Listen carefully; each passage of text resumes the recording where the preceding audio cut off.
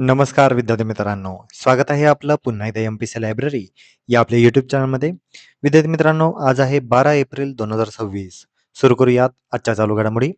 आज आपण पाहणार आहोत ज्येष्ठ गायिका आशा भोसले यांचे दुःखद निधन झालेले आहे या संदर्भात माहिती. आर्टेमिस 2 या मोहिमेतील अंतराळवीर नुकतेच पृथ्वीवर परतलेले आहेत या संदर्भात माहिती. तसेच भारताची पहिली चालक रहित पॉड टॅक्सी ही कुठे सुरू झालेली आहे या संदर्भात देखील आपण आज माहिती पाहणार आहोत. त्यामुळे या संपूर्ण महत्त्वपूर्ण चालू घडामोडी व्यवस्थितपणे समजून घेण्यासाठी व्हिडिओ शेवटपर्यंत अवश्य पहा. सर्वप्रथम कालचा एक प्रश्न. आंतरराष्ट्रीय सौर आघाडीची स्थापना कोणत्या देशांनी केलेली होती? तर याचे योग्य उत्तर आहे पर्याय क्रमांक 2, भारत आणि फ्रान्स. आता आपण आजच्या दिनविशेषकडे वळूया. आज आहे 12 एप्रिल. 12 एप्रिल 1988 सेबी या संस्थेची आजच्या दिवशी स्थापना करण्यात आलेली होती. सेबीची शिफारस ही जी.एस. पटेल समिती यांनी केलेली होती. सेबीचा फुल फॉर्म आहे securities and exchange board of India. अर्थ मंत्रालयाच्या प्रशासकीय कार्यक्षेत्रामध्ये सेबी ही कार्यरत आहे आणि सेबीचे मुख्यालय आहे मुंबई या ठिकाणी. 12 एप्रिल 2005 जननी सुरक्षा योजना ही या योजनेचा आजच्या दिवशी प्रारंभ करण्यात आलेला होता. गर्भवती महिलांमध्ये संस्थात्मक प्रसूतींना प्रोत्साहन या योजनेअंतर्गत देण्यात येत होते. 12 एप्रिल 2005 राष्ट्रीय ग्रामीण आरोग्य अभियान म्हणजेच national rural health mission NRHM याची स्थापना देखील आजच्या दिवशी करण्यात आलेली होती. 12 एप्रिल 1720 बाळाजी विश्वनाथ भट तथा पहिला पेशवा यांचे आजच्या दिवशी निधन झालेले होते. 12 एप्रिल हा दिवस आंतरराष्ट्रीय मानवी अंतराळ उड्डाण दिन म्हणून साजरा केला जातो. 1961 मध्ये सोव्हिएत युनियनचे युरी गागारिन यांनी वॉस्टॉक 1 या यानातून अंतराळामध्ये पहिले यशस्वी मानवी उड्डाण केलेले होते आणि पृथ्वी प्रदक्षिणा पूर्ण केलेली होती. 12 एप्रिल हा दिवस पोलिओ लस शोध दिन म्हणून देखील साजरा केला जातो, कारण 12 एप्रिल 1955 या दिवशी डॉक्टर जोनास साल्क यांनी पोलिओवर प्रभावी लस शोधून काढलेली होती. 12 एप्रिल 1943 सुमित्रा महाजन यांचा आज जन्मदिवस. त्या ज्येष्ठ भाजप नेत्या तसेच लोकसभेच्या 16व्या तर दुसऱ्या महिला सभापती होत्या. तर विद्यार्थी मित्रांनो, हे होते आजचे दिनविशेष. आता आपण आजच्या चालू घडामोडींना सविस्तरपणे जाणून घ्यायला सुरुवात करूया. प्रश्न क्रमांक पहिला. आशा भोसले यांचे पहिले गाणे कोणत्या चित्रपटामध्ये होते? तर याचे योग्य उत्तर आहे पर्याय क्रमांक 3, माझा बाळ. स्वरसम्राज्ञी आशा भोसले यांचे नुकतेच दुःखद निधन झालेले आहे. त्यांच्या वैयक्तिक जो काही परिचय आहे या संदर्भात आपण माहिती पाहूया. आशा भोसले 1933 ते 2026. त्यांचा जन्म 8 सप्टेंबर 1933 या दिवशी सांगली, महाराष्ट्र या ठिकाणी झालेला होता. त्यांचं पूर्ण नाव होतं आशा दीनानाथ मंगेशकर. पंडित दीनानाथ मंगेशकर यांच्या त्या कन्या आणि गानकोकिळा लता मंगेशकर यांच्या त्या धाकट्या बहिणी होत्या. 1943 पासून त्यांनी गायनाला सुरुवात केलेली होती. 1943 साली प्रदर्शित झालेला मराठी चित्रपट माझा बाळ यातील चला चला नव बाळा हे त्यांचे पहिले गाणे होते. त्यांना भेटलेले महत्त्वाचे पुरस्कार आणि सन्मान या संदर्भात माहिती पाहूया. 2008 साली त्यांना पद्मविभूषण पुरस्कार मिळालेला होता. भारत सरकारचा हा दुसरा सर्वोच्च नागरी सन्मान आहे.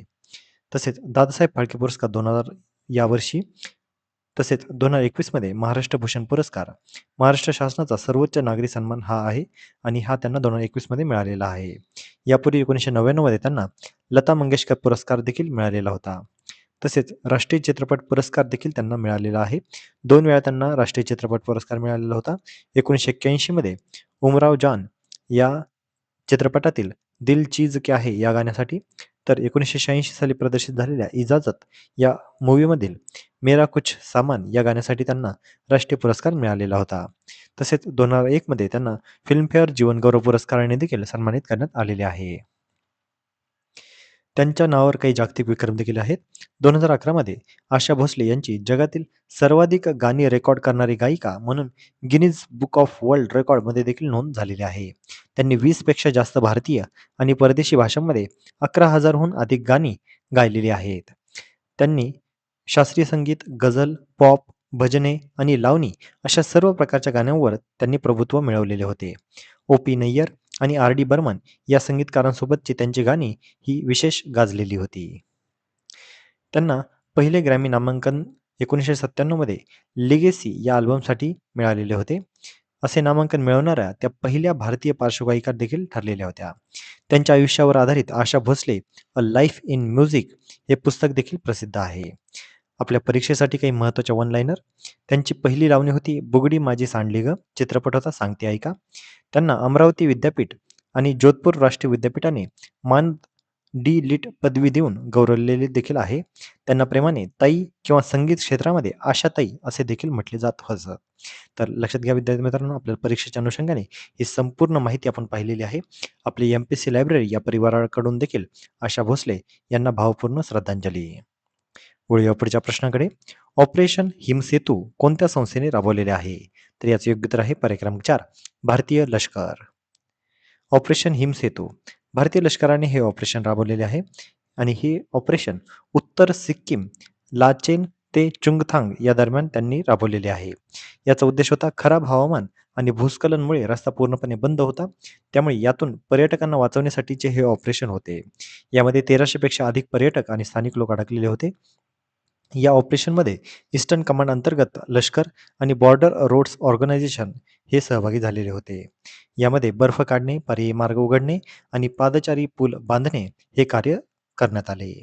लक्षात घ्या, ऑपरेशन हिमसेतू भारतीय लष्कराने हे सिक्कीम या राज्यामध्ये राबवलेले आहे. पुढचा प्रश्न. सायक्लोन युद्धाभ्यास हा कोणत्या दोन देशांदरम्यान होतो? तर याचे योग्य उत्तर आहे पर्याय क्रमांक 3, भारत इजिप्त. भारत आणि इजिप्त यांच्यातील संयुक्त लष्करी सराव सायक्लोन युद्धाभ्यास याची 4थी आवृत्ती ही नुकतीच पार पडत आहे. यावर्षीचं ठिकाण आहे अन्शास इजिप्त या ठिकाणी. 9 एप्रिल ते 17 एप्रिल 2026 या कालावधीमध्ये हा युद्धाभ्यास होत आहे आणि याची सुरुवात 2023 पासून झालेली आहे. दरवर्षी दोन्ही देशांमध्ये आलटून पालटून हा सराव होतो आणि यावर्षीचा उद्देश आहे भारत आणि इजिप्त यांच्यामध्ये स्पेशल फोर्सेसमधील समन्वय, परस्पर सहकार्य आणि संयुक्त ऑपरेशन क्षमता वाढवणे. त्यामुळे लक्षात घ्या, सायक्लोन युद्धाभ्यास याची 4थी आवृत्ती आता नुकतीच पार पडत आहे आणि भारत आणि इजिप्त या दोन देशांदरम्यानचा हा संयुक्त लष्करी सराव आहे. पुढचा प्रश्न. भारतातील पहिली चालक विरहित पॉड टॅक्सी प्रणाली कुठे सुरू होत आहे? तर याचे योग्य उत्तर आहे पर्याय क्रमांक 1, मुंबई. भारताची पहिली चालकरहित पॉड टॅक्सी प्रणाली ही मुंबई या ठिकाणी सुरू करण्यात आलेली आहे. याचं ठिकाण आहे बांद्रा कुर्ला कॉम्प्लेक्स. महाराष्ट्राचे मुख्यमंत्री देवेंद्र फडणवीस यांनी नुकतेच याचं भूमिपूजन केलेलं आहे. 3.36 किलोमीटरचा हा पहिला टप्पा असेल आणि एकूण मार्ग आहेत 8.85 किलोमीटर. यामध्ये 22 स्टेशन आहेत आणि प्रत्येक पॉडमध्ये 6 प्रवासी क्षमता आहे. याचा कमाल वेग आहे 40 किलोमीटर पर तास आणि पहिला टप्पा हा 10 महिन्यामध्ये पूर्ण होणार आहे. हे PPP मॉडेलवर आधारित आहे, म्हणजेच पब्लिक प्रायव्हेट पार्टनरशिपवर हे आधारित आहे आणि याची विकासकर्ता म्हणजे याची संपूर्ण जे काही बांधकाम आहे हे कोण करणार आहे? तर Mumbai metropolitan region development authority म्हणजेच MMRDA. त्यामुळे लक्षात घ्या, भारताची पहिली चालकरहित पॉड टॅक्सी प्रणाली कुठे सुरू होत आहे? तर मुंबई या ठिकाणी. पुढचा प्रश्न. आर्टेमिस 2 मोहीम कोणत्या अंतराळ संस्थेने राबवलेली आहे? तर याचे योग्य उत्तर आहे पर्याय क्रमांक 4, नासा. आर्टेमिस 2 मोहिमेतील अंतराळवीर आता नुकतेच यशस्वीरित्या परतलेले आहेत. 1 एप्रिल या दिवशी रॉकेटने त्यांचं यशस्वी प्रक्षेपण झालेलं होतं. 6 एप्रिल या दिवशी चंद्राच्या दूरच्या बाजूला ते फिरलेले होते आणि पृथ्वीपासून ते सर्वात दूर देखील गेलेले होते. म्हणजेच 2,52,757 मैल इतके अंतर त्यांनी पृथ्वीपासूनचे गाठलेले होते. अपोलो 13चा 52 वर्ष जुना रेकॉर्ड देखील त्यांनी मोडलेला आहे.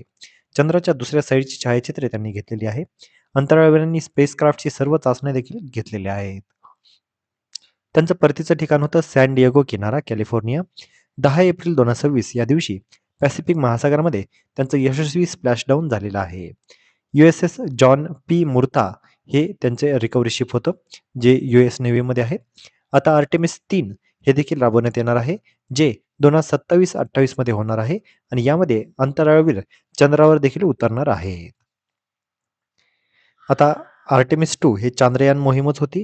तर भारताची कोणते चांद्रयान मोहीम होती या संदर्भात माहिती पाहूया. चांद्रयान 1 22 ऑक्टोबर 2008, चांद्रयान 2 22 जुलै 2019, चांद्रयान 3 14 जुलै 2023 आणि चांद्रयान 4 हे 2027 मध्ये प्रस्तावित आहे. त्यामुळे लक्षात घ्या, हे चारही चांद्रयान भारताच्या इस्रो मार्फत आता प्रसारित करण्यात येणार आहेत आणि आपल्याला ह्या संपूर्ण माहिती असणं खूप खूप आवश्यक आहे. तर विद्यार्थी मित्रांनो, या होत्या आजच्या चालू घडामोडी. आजच्या महत्त्वपूर्ण चालू घडामोडी आधारित मी आता एक प्रश्न विचारणार आहे, ज्याचं उत्तर तुम्ही सर्वांनी आता कमेंटमध्ये द्यायचं आहे. प्रश्न आहे, ऑपरेशन हिमसेतू कोणत्या ठिकाणी राबवण्यात आलेले आहे? यासाठीचे पर्याय आहेत पर्याय क्रमांक 1 अरुणाचल प्रदेश, पर्याय क्रमांक 2 सिक्कीम, पर्याय क्रमांक 3 लडाख आणि पर्याय क्रमांक 4 हिमाचल प्रदेश. तर विद्यार्थी मित्रांनो, तुम्ही सर्वांनी आता या प्रश्नाचं योग्य उत्तर कमेंटमध्ये द्यायचं आहे. जे कोणीही विद्यार्थी या प्रश्नाचं योग्य उत्तर कमेंटमध्ये देतील त्याच्या कमेंटला नक्कीच लाईक देखील देण्यात येईल. तर विद्यार्थी मित्रांनो, या होत्या आजच्या चालू घडामोडी. तर अशाच अधिकाधिक इन्फॉर्मेटिव्ह कंटेंटसाठी आपली एम-पी-सी लायब्ररी या यूट्यूब चॅनलला सबस्क्राईब आणि शेअर करायला अजिबात विसरू नका. धन्यवाद.